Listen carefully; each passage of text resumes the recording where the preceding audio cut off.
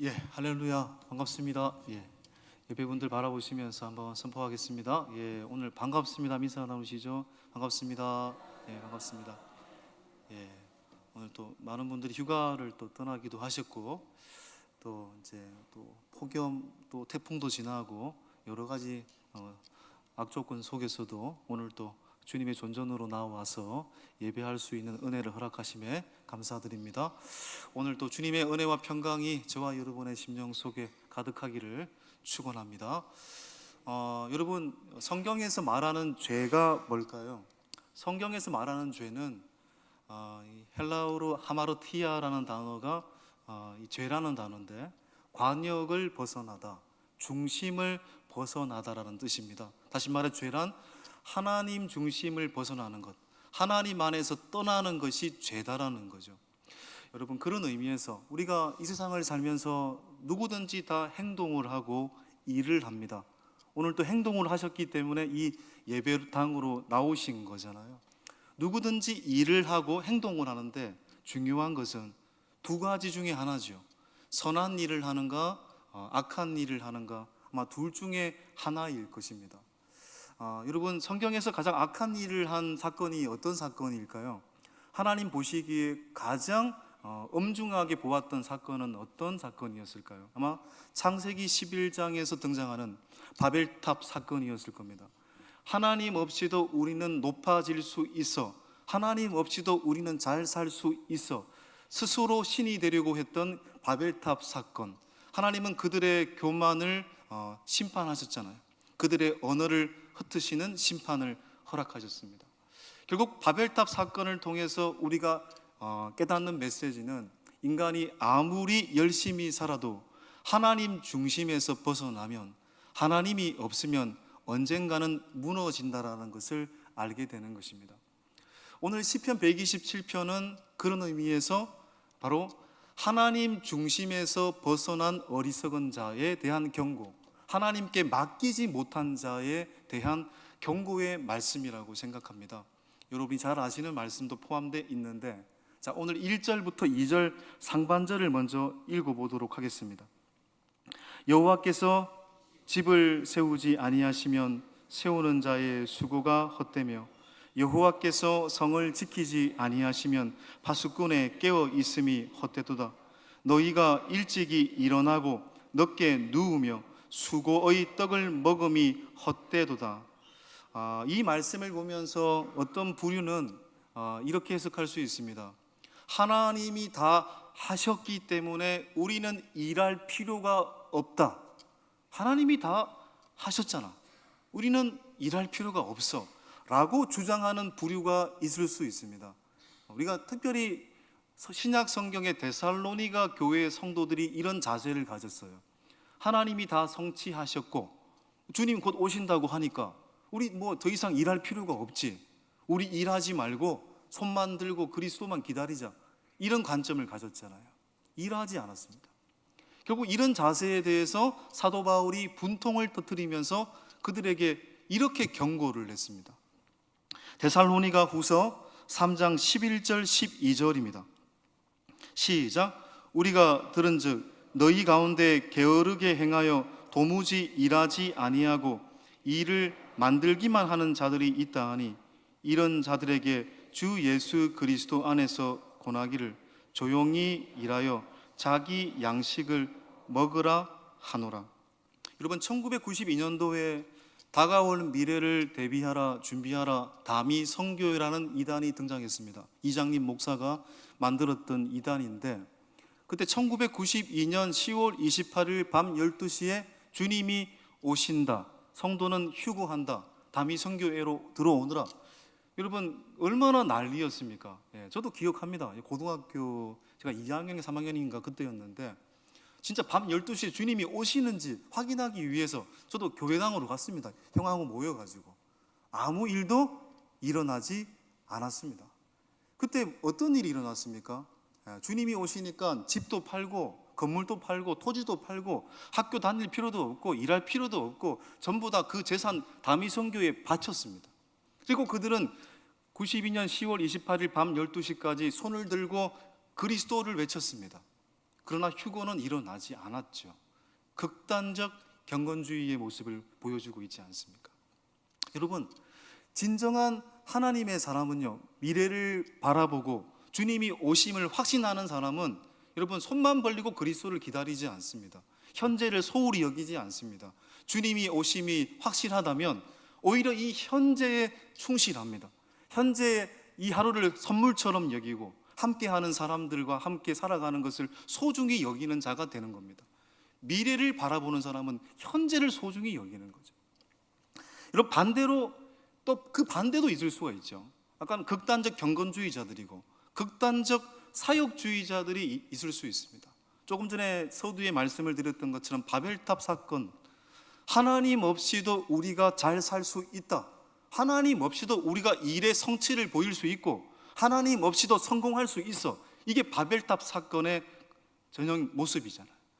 여러분, 오늘날 어떤 의미에서 이제 이 과학의 기술의 진보가 엄청나지 않습니까? AI 기술의 향상을 통해서 상상할 수 없는 세계가 아마 열리고 있습니다. 저는 이 과학에 관해서는 잘 모르는 사람이기 때문에 제가 이 봤던 영상을 보니까 이런 기술이 있더라고요. 과거에 돌아가신 고인의 정보를 입력하니까 살아있는 사람과 이 화면을 통해서 대화를 나눌 수가 있더라고요. 야, 진짜 너무 신기했어요. 네, 신기했어요. 야, 참 신기하면서도 동시에 하나님 없는 인간의 바벨탑을 쌓고 있는 모습은 아닌가라는 생각도 가졌습니다. 지금 현재 이 가장 유명한 역사학자라고 손꼽히고 있는 사람이 이제 이스라엘 히브리 대학교의 역사학 교수인 유발 하라리라는 역사학자가 있습니다. 이분이 이제 가끔씩 TV에도 이렇게 이야기가 나오기도 하던데요. 최근에 가까운 목사님들하고 북클럽을 하면서 사피엔스라는 책을 가지고 북클럽을 했는데 제가 처음 접했습니다. 실제로는. 그런데 물론 호모데우스라는 책을 잠시 읽기는 했습니다만은 이분이 쓴 책이 대표적으로 세 권이 있어요. 인간의 과거, 인간의 현재, 인류의 미래에 관한 책을 각각 하나씩 썼습니다. 바로 인간의 기원, 인류의 출발이 뭐냐, 그게 사피엔스라는 책이거든요. 그리고 지금 현재 21세기의 21가지 재원이라는 책을 또 썼죠. 그리고 인간의 미래를 예측하고 있는 책이 또 있습니다. 호모데우스. 호모라는 말이 인간이고 데우스라는 말이 신이니까 인간 신이라는 뜻입니다. 그런데 그 호모데우스라는 책에 보니까요, 이런 말이 있어요. 인간은 노화와 죽음을 정복할 수 있다. 물론 그 의미가 어떤 의미인지를 제가 100%는 제가 추측할 수는 없지만 그 문장 그 자체만 본다면 정말 여러분 문제가 있는 말이죠. 유발 하라리는 철저히 어떻게 보면 진화론적 관점에서 서술하고 있는 학자이기 때문에 물론 그분의 이 인사이트는 굉장히 이 인류에게 도움이 될 만한 인사이트가 굉장히 많기도 합니다. 그런데 진화론적 관점이다 보니까 인간은 노화와 죽음을 정복할 수 있다. 여러분, 인간은 노화와 죽음을 정복할 수 있을까요? 예. 정복할 수 있습니까? 없습니까? 인간은 반드시 죽습니다. 이거는 엄연한 사실인 것입니다. 예. 인간은 반드시 죽습니다. 아무리 인간이 하나님 없이 일하고 노화를 극복하려고 해도 인간은 반드시 늙게 되어 있고 죽게 되어 있는 것입니다. 여러분, 이 인류 역사를 보면 이 서구 문화는 되게 동적인 문화거든요. 예, 그러니까 기술을 중요하게 생각하고 인간의 노력과 이성을 중요하게 생각합니다. 그러니까 인간은 어떻게 보면 성공의 도구로 보는 경향이 있어요. 서구 문화의 흐름은. 반대로 동양 문화는 그 반대입니다. 정적인 문화죠. 예, 극단적 경건주의에 가깝습니다. 쉽게 말해서. 그래서 동적인 것을 경시하는 경향이 있고 정적인 것을 강조하죠. 우리가 동양 종교를 한번 생각해 보시면 알 수 있습니다. 여러분, 뭡니까? 너무 분주하게 다니지 말고 그 자리에 앉아가지고 명상해라, 묵상해라, 예, 부처가 되라, 소유하지 말라, 이런 걸 강조하잖아요. 그게 동양 문화의 흐름입니다. 그러니까 서양 문화는 극단적 사역주의고 쉽게 말해서 동양 문화는 극단적 경건주의에 가깝습니다. 쉽게 말하면 오늘날도 어쩌면 우리는 이 두 문화 속에서 한 가지를 선택하게끔 강요받고 있는 시절을 살고 있다고 생각합니다.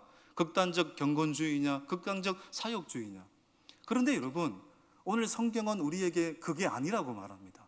둘 중에 하나를 선택하는 게 아니다. 한 가지 대안을 제시하고 계시는데 그게 뭡니까?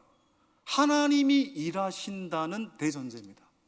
하나님이 일하시기 때문에 너가 맡겨진 그 일에 충실하면서 하나님이 일하시니 하나님께 모든 것을 맡기라는 것입니다. 네가 해야 될 일을 감당하면서 그 모든 것을 하나님께 맡기라. 이것이 오늘 우리에게 제시하고 있는 진정한 사역론입니다. 여러분, 하나님이 창세기 1장 1절에서 뭐라고 말씀하셨습니까? 요한복음 3장 16절과 더불어 가장 중요한 말씀, 태초에 하나님이 천지를 창조하십니다. 이 말씀을 믿지 않으면 성경은 시작되지 않습니다. 하나님은 천지를 창조하셨습니다. 하늘과 땅을 창조하셨습니다. 빛을 창조하셨고 하늘을 창조하셨고 바다와 땅과 식물을 창조하셨고 해와 달과 별을 창조하셨고 조류와 의류를 창조하셨고 동물과 사람을 창조하셨습니다. 하나님은 일하셨습니다. 결국 하나님은 일하신 분이기 때문에 우리는 하나님이 일하시는 우주와 역사 속에서 살고 있는 것입니다. 그런 의미에서 인생이 고달픈 것은 일 자체 때문이 아닌 거죠. 무익한 일, 헛된 일, 하나님과 관계가 없는 일을 하다 보니 인간이 고달픈 것입니다. 오늘 본문에 보면 여호와께서 뭐뭐뭐 아니하시면이라는 이 구절을 믿지 못하고 받아들이지 못하니 인생이 고달픈 것입니다. 우리가 이 시편 127편을 표제어를 보면은요, 누구의 시라고 되어 있습니까? 솔로몬의 시잖아요. 이 시편 보면서 어떤 성경이 떠오르십니까? 솔로몬의 인생 말년에 고백록처럼 썼던 성경, 우리 2년 전에 함께 봤던 전도서죠. 전도서의 주제가 무엇입니까? 하나님 없는 인생의 헛됨, 헤벨. 하나님 없는 인생은 헛되다. 헛되고 헛되니 헛되고 헛되며 모든 것이 헛되도다. 하나님 없는 인생은 헤벨, 안개와 같다는 겁니다. 헛되다는 것입니다. 근데 오늘 본문도 그걸 이야기하고 있잖아요. 여러분, 조세희 씨가 쓴 난장이가 쏘아 올린 작은 공이라는 그 책에 제가 언제 한번 소개를 드린 적이 있는데요, 이런 문장이 있어요. 제가 문장을 한번 적어왔습니다. 같이 한번 읽어볼까요? 폭력이란 무엇인가? 총탄이나 주먹만이 폭력이 아니다. 우리의 도시의 한 기퉁이에서 젖먹이 아이들이 굶주리는 것을 내버려 두는 것도 폭력이다. 햄릿을 읽고 모차르트의 음악을 들으면서 눈물을 흘리는 교육받은 사람들이 이웃집에서 받고 있는 인간적 절망에 대해 눈물 짓는 능력은 마비당하고 또 상실당한 것은 아닐까? 여러분, 햄릿을 읽고 모차르트의 음악을 들으면서 눈물을 흘리는데 정작 이웃의 아픔에 대해서는 외면하고 있다면 그 눈물은 도대체 어떤 눈물입니까? 내가 모차르트의 음악을 듣느라 눈물을 흘리고 햄릿의 글을 읽느라 눈물을 흘리는 바람에 당신의 아픔에 흘릴 눈물이 없다라고 말한다면 그 눈물은 정말 어떤 눈물입니까? 그러니까 눈물도 흘리는 게 중요한 것이 아닙니다. 눈물도 방향이 있어야 되는 겁니다. 흘려야 될 곳에 눈물을 흘리는 것이 중요하다는 거죠. 방향이 없는 눈물은 의미 없는 눈물인 겁니다. 제가 괜히 많이 소개했던 이야기 중에 하나가 예루살렘의 아이히만이라는 책에 대해 소개를 한 적이 있습니다. 여러분, 나치 히틀러는 정말 나쁜 사람이죠. 제가 지옥에 가보지는 않았습니다만은 지옥 중에도 가장 악한 구덩이에 빠져서 지금도 살아야 될 사람이 히틀러입니다. 여러분, 600만 명 이상의 유대인을 어떻게 학살할 수 있습니까? 그런데 그 히틀러의 행동대장이 있습니다. 아돌프 아이히만이라는 나치 친위대의 나팔수가 있습니다. 이 사람이 행동대장을 한 거죠, 쉽게 말해서. 그런데 이 사람이 독일이 패망하고 나서 도망쳤습니다. 어디로? 아르헨티나로 도망쳐가지고 15년 동안 숨어서 살았어요. 그런데 이스라엘의 정보기관이었던 모사드에서 15년 동안 이 아돌프 아히만을 추적했죠. 그리고 찾았습니다. 너무 신기한 것은 평범한 이웃으로 있는 것이었습니다. 선한 이웃으로. 충격을 받았죠. 결국 이 아돌프 아히만이 교수형에 처하게 되는데, 이런 재판의 과정들을 그 유명한 미국의 정치 철학자인 안나 아렌트라는 사람이 그 재판의 과정을 보게 되거든요. 그 재판의 과정을 보면서 쓴 책이 바로 예루살렘의 아이히만이라는 책입니다. 그 책에 보면은 이 안나 아렌트가 정말 충격적으로 놀라는 장면이 있어요. 그리고 정말 유명한 용어가 등장하게 되죠. 왜냐하면 재판 과정에서 봤던 아히만은 너무 선한 사람이었습니다. 우리의 이웃 가운데 만날 법한 사람이고 우리 옆집에 있는 선한 이웃과 같은 사람이었습니다. 그런데 그 사람이 수백만 명을 죽이는데 앞잡이를 했다니 충격이었습니다. 거기서 던지는 용어가 악의 평범성. 악은 평범한 사람에게서 나오는 거구나. 충격적이죠. 실제로 이 아이히만이라는 사람도 이 재판을 받으면서 이렇게 이야기를 해요. 나는 절대로 죄책감이 없습니다. 저는 단지 명령에 순종했을 뿐이고 더 열심히 못한 것이 아쉬운 것이지 나는 최선을 다해서 명령에 충성스럽게 행동했을 뿐입니다. 저는 전혀 뉘우침이 없습니다. 죄책감이 없습니다. 이렇게 이야기를 했어요. 여러분, 열심히 하는 것 중요합니까? 물론 중요하겠죠. 그러나 방향이 잘못된 열심, 아무리 열심히 한다고 할지라도 누군가를 죽이고 그 방향이 옳지 못하다면 그것은 공동체를 파괴시키고 한 영혼을 무참하게 짓밟는 거잖아요. 여러분, 무슨 얘기입니까? 중요한 것은 하나님과 관계를 맺고 있는가, 하나님께 내가 맡기고 있는가가 우리의 삶에서 가장 중요한 일이다라는 것입니다. 여러분, 사람은 원래부터 하나님을 믿고 하나님께 맡겨야 살 수 있는 존재로 태어났습니다. 전도서 12장 말씀에 인간의 마음에는 어떤 마음을 주셨다고요? 영혼을 사모하는 마음을 주셨다고 했잖아요.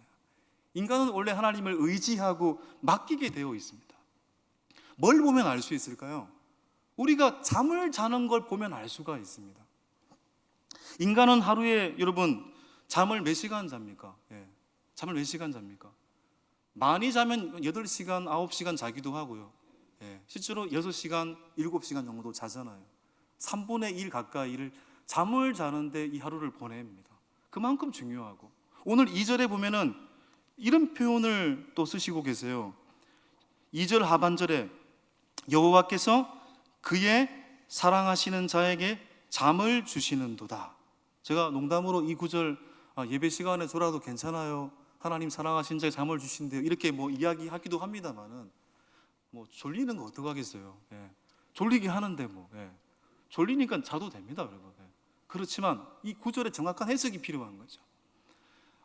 예배 시간에 좋으니까, 근데 하나님은 사랑하신 자에게 잠을 주신데 그걸 변호하기 위해 쓰신 구절이 아닙니다.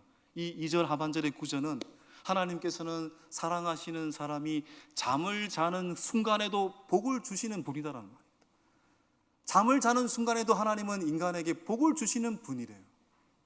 우리가 하루에 8시간씩 잠을 자지 않습니까? 잠을 잘 때 여러분 일합니까? 잠을 잘 때 우리가 생각조차도 하는지도 모르잖아요. 그런데 그 7시간 잠을 자고 나면은 아침이 밝아오고 여전히 역사는 흐르고 시간은 흘러갔잖아요. 누군가는 그 7시간 동안 수많은 일들을 했겠죠. 뭡니까? 내가 뭐 한 게 있습니까? 내가 어떤 노력을 한 것이 있습니까? 내가 잠을 자는 순간에 역사가 흘렀는데 그 역사가 흘렀다는 것에 대해 내가 기여한 것이 있습니까? 없잖아요. 누구의 수고입니까? 누구의 노력입니까? 하나님의 열심이잖아요. 그러니까 우리 아무리 하나님께 불순종하고 하나님을 거역하는 사람이라고 할지라도 잠을 자는 순간에는 뭡니까? 다 인간은 하나님께 맡긴다라는 것을 스스로 증명하고 있는 거잖아요. 어떤 악한 존재라고 할지라도 잠을 자는 것을 통해서 인간은 하나님의 통치 속에 있고 하나님의 주권 속에 있다는 것을 우리는 스스로 지금 잠을 통해 증명하고 있는 거잖아요. 여러분, 그 이창우라는 의사 선생님이 쓰신 그 바디 바이블이라는 책이 있습니다. 3년 전에 나왔던 책인데 여기 또 성경 공부 교재로도 만들어져 가지고 제가 언젠가는 이 책을 갖고 한번 성경 공부를 좀 했으면 좋겠는데, 거기 보니까 참 인상적인 장면이 이제 잠에 관한 얘기였어요. 그래서 오늘 이 시편을, 이 성전에 올라가는 노래를 이제 설교를 할 때 꼭 이 잠에 관한 이야기를 나누고 싶었습니다. 여러분, 잠은 그 책에 보니까 하나님께서 우리를 품으시는 시간이다라고 표현했습니다. 온전한 맡김, 완벽한 맡김 그 자체가 잠이래요. 아무것도 하지 않고 하나님께 완벽히 맡긴 상태에서 우리가 잠을 자고 나면 어떤 일이 벌어집니까? 우리의 장기가 소생하게 되고요, 또한 새 힘을 얻게 되잖아요. 잠을 잠으로써 우리가 새롭게 일할 힘이 생기는 거잖아요. 이 세상에서 가장 잠을 잘 자는 사람이 누굽니까? 아기입니다. 아기는 여러분 몇 시간 자죠? 저도 우리 때로는 아내가 잠을 너무 많이 자가지고 신생아 아닌가요? 아기는 여러분 잠을 엄청 자잖아요. 15시간, 18시간. 여러분 그 잠을 자면서 뭐 하는 겁니까? 아기가 자라는 거잖아요. 잠을 자는 순간에 그 아기가 성장하는 거잖아요. 이건 우리에게도 적용되는 것입니다. 잠을 잔다, 하나님께 맡기는 가운데 우리의 인생이 자란다라는 겁니다. 아기에게만 그런 은혜를 주신 것이 아니고 우리 모두에게도 그런 은혜를 주신 것이죠. 2절 전체를 한번 다시 읽어볼까요? 너희가 일찍이 일어나고 늦게 누우며 수고의 떡을 먹음이 헛되도다. 그러므로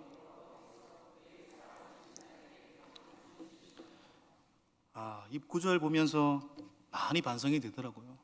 여러분들, 사람들이 살기 힘들어서 잠을 못 자는 게 아니라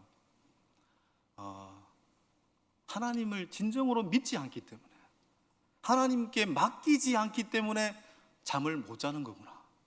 그러니까 저도 이제 요즘에는 잠을 바로 이제 희한하더라고요. 제가 잠을 자면서 코도 군대요. 아내가 심지어는 그걸 녹음해서 저한테 보여줬습니다. 이게 이럴 수가 있나? 진짜 코를 골더라고요.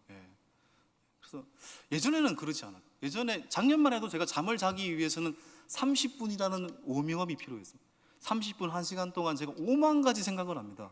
심지어는 1부터 1000가지 숫자를 헤아렸는데도 잠을 못 자는 순간도 있더라고요. 야, 오늘 그분 왜 그랬을까? 야, 1부터 100까지 100사람 다 생각합니다. 그 성도님은 왜 그랬을까? 어느 날 밤을 샌 적도 있습니다. 이 하나님께 맡기지 못한 거더라고요. 하나님을 의지하지 않는 거더라고요. 여러분, 하나님을 의지하지 못함으로 인해서 생기는 이 불면증, 쉽게 말해서 어떤 일이 벌어집니까? 우리의 건강이 피폐되어져 가고요, 그로 인해서 졸음운전도 생기는 거잖아요. 그러니까 어떤 그 책에 보니까 그 쥐에게도 잠을 안 재우고 났더니 반 미친 상태가 됐대요. 그리고 얼마 안 가서 쥐가 죽어버리더래요. 그러니까 하나님께 맡기지 않는 것이 이만큼 중요한 것, 위험한 것입니다. 여러분, 마태복음 11장 28절 이하에서 예수님 뭐라고 말씀하셨습니까? 수고하고 무거운 짐진 자들아, 다 내게로 오라. 다 내게로 오라는 말이 무슨 말입니까? 하나님께 맡기라는 거죠. 그러면 너희를 쉬게 하리라. 여러분, 하나님께서 우리에게 주신 쉼이 두 가지가 있다고 생각합니다. 첫 번째 쉼은 구원의 쉼입니다. 이건 누구나 받은 쉼이죠. 예수님을 믿는 사람들에게 주어지는, 예수를 믿는 누구에게나 주어지는 쉼, 하나님 자녀가 되는 쉼, 천국이라는 쉼. 이것은 우리의 노력으로 얻은 것이 아니기 때문에 찬양과 경배밖에 없는 것이죠. 그런데 우리에게 또 다른 쉼이 있습니다. 일상을 누리는 쉼. 일상을 누리는 쉼. 하나님 우리에게 일상을 누리는 쉼을 허락해 주셨는데, 우리가 구원의 백성으로 살면서도, 구원의 쉼이라는 완벽한 선물을 받았으면서도 우리의 인생 속에 일상을 누리지 못하는 쉼, 일상을 누리지 못하는 그런 어리석음을 범할 때가 많다라는 생각을 해봅니다. 여러분, 맡기라는 말이 참 어려운 말처럼 보이잖아요. 근데 이렇게 한번 생각을 해보십시다. 무거운 짐을 지고 있는 사람에게 뭐라고 얘기해야 됩니까? 내가 들어줄게, 또는 그 무거운 짐을 잠시 내려놓으세요. 이게 정상이잖아요. 무거운 짐을 지고 가고 있으니까 잠시만 쉬고 가세요. 짐을 내려놓고. 이게 정상적이잖아요. 그런데 여러분, 하나님께 맡기라는 말이 무슨 말입니까? 너의 짐이 무거우니까 잠시 내려놓으라는 얘기잖아요. 그런데 우리는 내려놓지 않겠다라는 말이거든요. 이게 얼마나 어리석은 일인 것입니까? 여러분, 우리가 잠자는 동안에는 하나님께 맡긴다고 했잖아요. 그러니까 하나님을 믿는 게 뭡니까? 잠을 잘 때 그 순간에 하나님께 맡기는 것처럼 그 감각으로 주님을 믿으라는 얘기잖아요. 오늘 시편 이 3절 4절에는 또 이런 구절이 우리 가운데 나타나 있습니다. 3절 4절을 볼까요? 시작. 보라, 자식들은 여호와의 기업이요 태의 열매는 그의 상급이로다. 젊은 자의 자식은 장사의 수중의 화살 같으니. 연관이 없는 것처럼 보이지만 굉장히 연관이 있는 거죠. 1, 2절과. 왜냐하면 여러분, 집을 세우고 성을 지키는 것은 굉장한 수고입니다.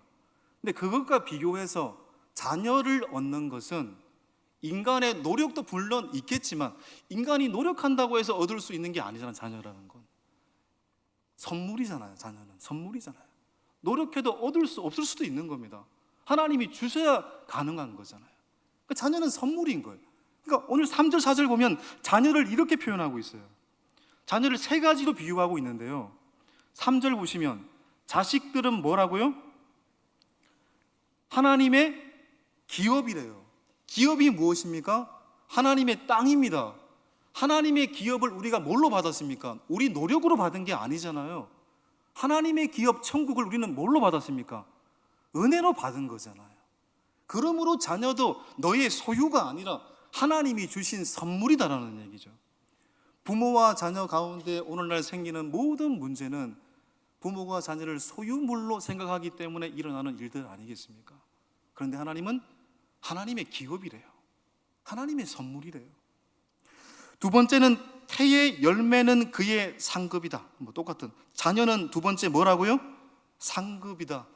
이게 히브리어로 사카르라는 단어인데 이건 거저 주시는 상급이라는 뜻입니다. 이것도 당연히 네 소유가 아니라 상급이에요. 거저 주시는 상급이에요.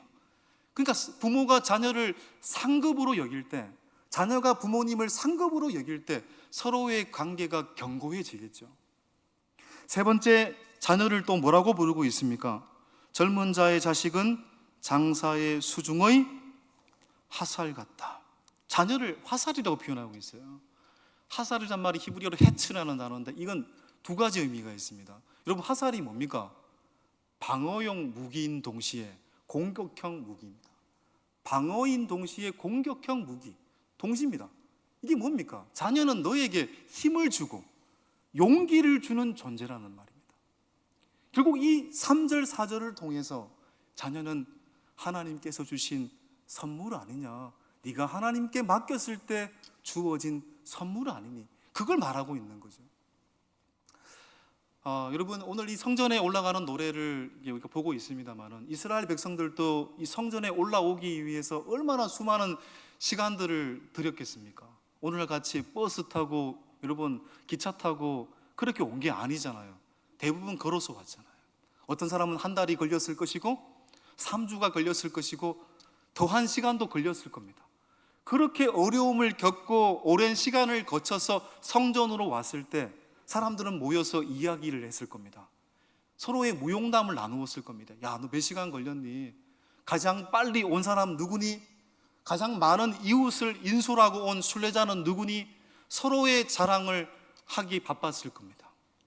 그런데 그렇게 서로 자랑하는 그 순간에 성전 한 모퉁이에서 한 사람의 노래가 들리기 시작합니다. 여호와께서 집을 세우지 아니하셨다면, 여호와께서 성을 지키지 아니하셨다면, 순례자의 그 고생담이 이 순례의 핵심이 아니라 그 순례를 가능하게 했던 하나님이 핵심이라는 것입니다. 그 과정 속에서 늑대를 물리치고 사자를 물리치고 강도를 이기고 엄청난 영웅담과 같은 행동을 했다고 할지라도 그것이 자랑거리이고 그것이 찬양거리가 아니라 그것을 가능하게 하셨던 하나님, 그 모든 어려움을 이기고 여기까지 하나님을 의지했을 때, 하나님을 신뢰했을 때, 하나님께 맡겼을 때 여기까지 오게 하신 그 하나님이 진정한 찬양거리라는 것을 이야기하고 있는 것입니다. 어젯밤에 여러분은 잠을 잘 주무셨습니까? 잘 주무셨습니까? 세 사람 빼고는 지금 불면증에 시달리는 것으로 잠을 잘 주무셨겠죠. 잠을 잘 때 하나님께 맡긴다고 했습니다. 잠을 잤을 때 하나님께 맡기는 것처럼 우리의 모든 인생 행로에 하나님께 맡기는 성도들로 다시 결단했으면 좋겠습니다. 그리하여 인생의 모든 순간마다 평강을 누리는 복된 그리스도인들 다 될 수 있기를 주님의 이름으로 간절히 축원합니다. 이 시간 말씀 기억하시면서 오늘 주만 바라볼지라 함께 찬양하며 나가도록 하겠습니다.